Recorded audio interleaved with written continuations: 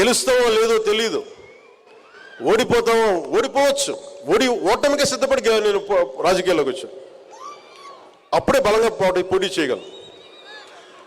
మీరు అందరూ కూడా పొలిటికల్గా you have to have a say. రేపొద్దున పవన్ కళ్యాణ్ అనే వ్యక్తి సరిగ్గా లేకపోతే తీసి అలాగ పక్కన పడేయండి, హాట్ పొటాటో లాగా. అంటే మీకు ఎందుకు చెప్తున్నానంటే మీ భవిష్యత్తు ఎవరు నచ్చలేకపోయినా you have to have a say in day to day political affairs. అది మీరు రాజకీయాల్లోకి రావక్కర్లేదు, కానీ you have to have a say. మీరు అది కనుక అది చేయకపోతే మీరు చేతులు ముడుచుకొని ఎంతసేపు మన సోషల్ మీడియాలో మన యాక్టివిజం, mere యాక్టివిజం సరిపోదు. Sometimes universities should become should churn on good ideologies. I love you.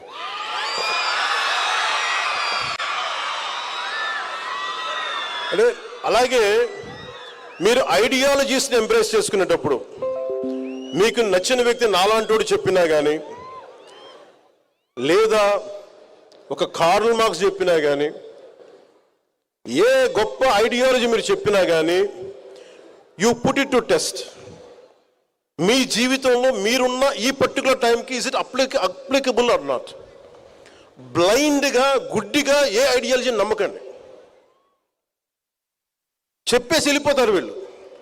నేను ఎందుకు ఈ బాధ మీకే చెప్తున్నానంటే 70ల్లో ఒక పర్టికులర్ ఐడియాలజీ పట్టుకొని, నేను 90స్లో ఒక పర్టికులర్ ఐడియాలజీ పట్టుకుని 80స్లో ఒక బ్యాలెన్స్డ్ లేని ఐడియాలజీస్ని పెట్టుకుంటే ఏం జరుగుద్ది అంటే, ఎంతమంది ఆ మాటలు విని అడవుల్లోకి వెళ్ళి చచ్చిపోయారో నాకు నిజంగా బాధ కలిగింది. It's all they made they have embraced one ideology which is not applicable. Practical results wrong.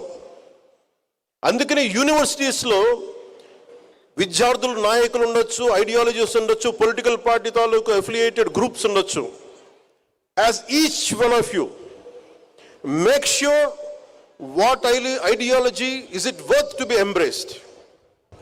మీరు ముందు చూడాలి, ఒక తరం తర్వాత చూడాలి, 2 తరాల ముందు చూడాలి.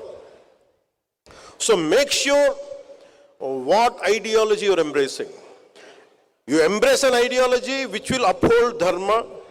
You embrace an ideology which holds constitutional values.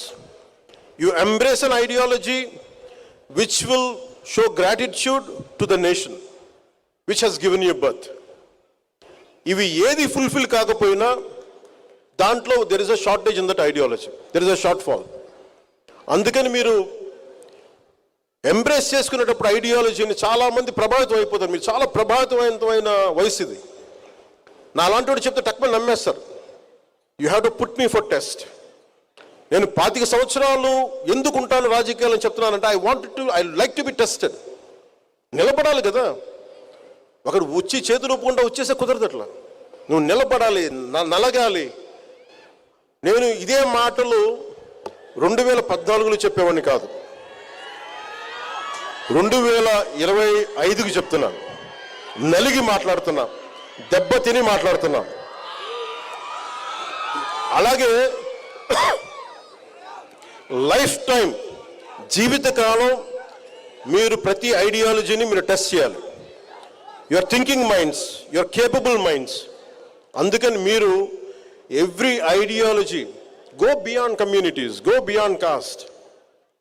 మన అన్ని సోషల్ నార్మ్స్ తీసేయలేం, కానీ when it comes to common minimum programme కింద you look out for humanity, look out for the well being of the nation, look for the integrity of society. ఇవన్నీ ఆలోచించి దాంతోపాటు మీరు బంగారు భవిష్యత్తు మీకు ఉండాలి మనస్ఫూర్తిగా. ఎందుకంటే it all needs one right mind. మీలో ఎంత శక్తి ఉందో మీకు తెలియదు. ఒక్కొక్కళ్ళు మీ గురించి మీకు తెలియదు. మీలో ఉన్నది ఒక న్యూక్లియర్ ఎనర్జీ, మీది విస్ఫోటన ఉంటుంది మీలో. అది మీరు ట్యాప్ చేయగలగాలి. ఎంత అమేజింగ్ పొటెన్షియాలిటీ ఉంటుందంటే నాలాంటి ఒకటి చేయగలిగాడు. ఎప్పుడో ఒక 30-40 years బ్యాక్ నేను అనుకునేవాడిని, కలలు కనేవాడిని. నాకు ఇలా చేయాలి అంటే it all needs one thought. ఎప్పుడైతే యద్భావం తద్భవతి అనే ఒక భావాన్ని మీరు పెట్టుకుంటారో, ఒక భావాన్ని నమ్ముతారో, దట్ భావ becomes Mantra, that Mantra becomes Sadhana, that Sadhana will give you results.